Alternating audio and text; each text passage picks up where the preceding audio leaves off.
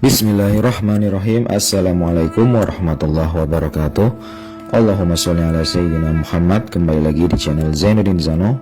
Semoga kamu yang saat ini lagi nonton video ini senantiasa dalam kebaikan, kesehatan, kelancaran rezeki, dan selalu dalam lindungan Allah Subhanahu wa taala. Amin ya mujibas sailin. Dalam video ini kami akan mengkaji tentang apakah penghuni alam kubur bisa mendengar ketika diziarahi.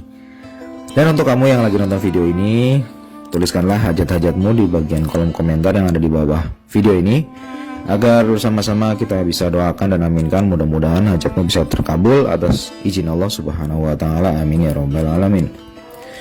Jamaah bertanya kepada Buya Yahya dalam suatu majelisnya, Assalamualaikum warahmatullahi wabarakatuh. Buya Yahya, saya mendengar ceramah Buya Yahya kalau ruh itu bisa mendengar ketika kita berbincang-bincang.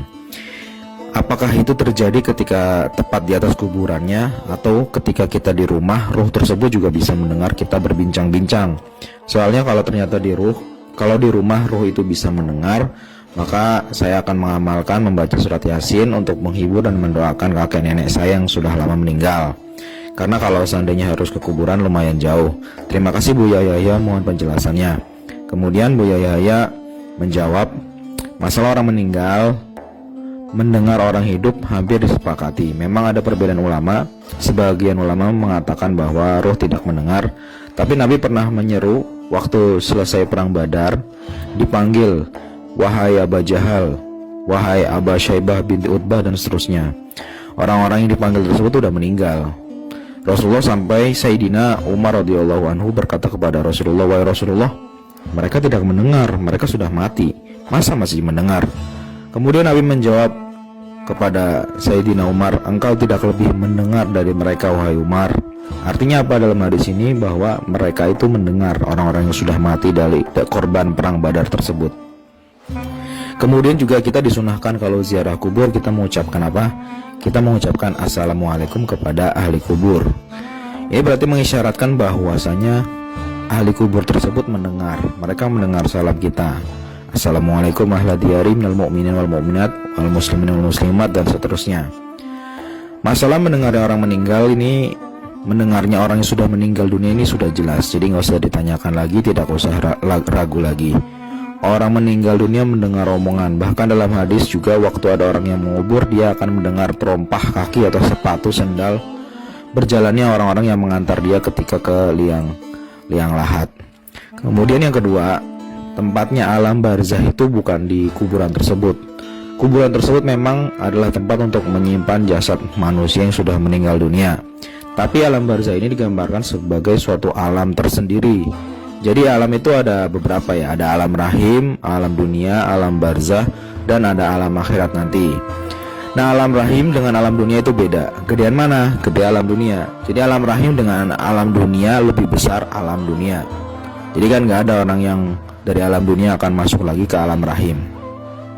Dan alam barzah ini dibandingkan dengan alam dunia, perbandingannya sama seperti alam rahim dengan alam dunia.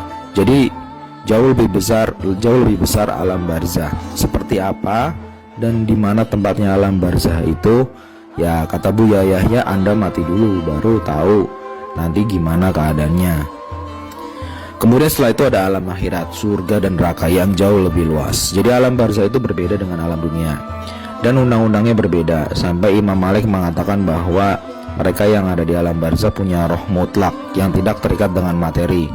Artinya mereka bisa melihat dunia dengan cara undang-undang dan hukum-hukum yang berbeda yang ada di alam barzah. Mereka bisa melihat Amerika, Jepang, sebagainya dalam waktu yang singkat. Cuman cara pandangnya berbeda dan bukan cara pandang syahwat.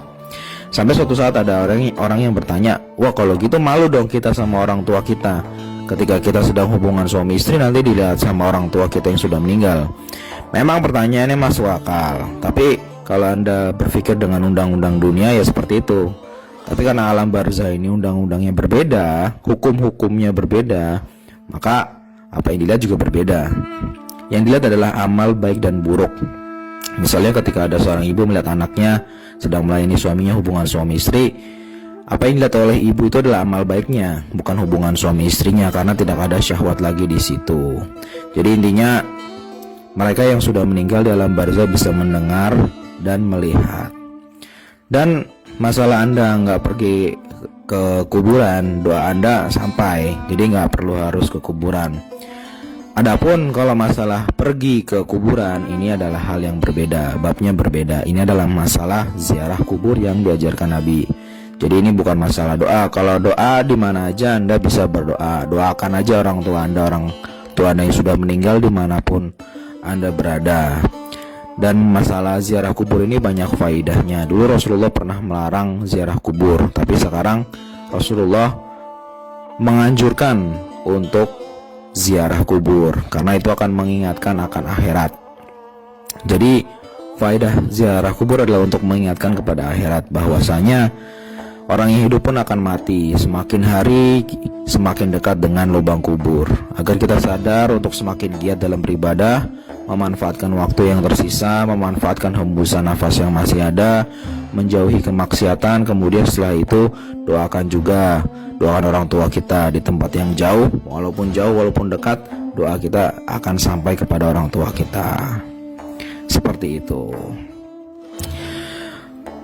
Untuk berdoa kepada orang tua, Allahumma ighfir lahum warhamhum wa'afihi wa'fu anhum. Demikian, wassalamualaikum warahmatullahi wabarakatuh.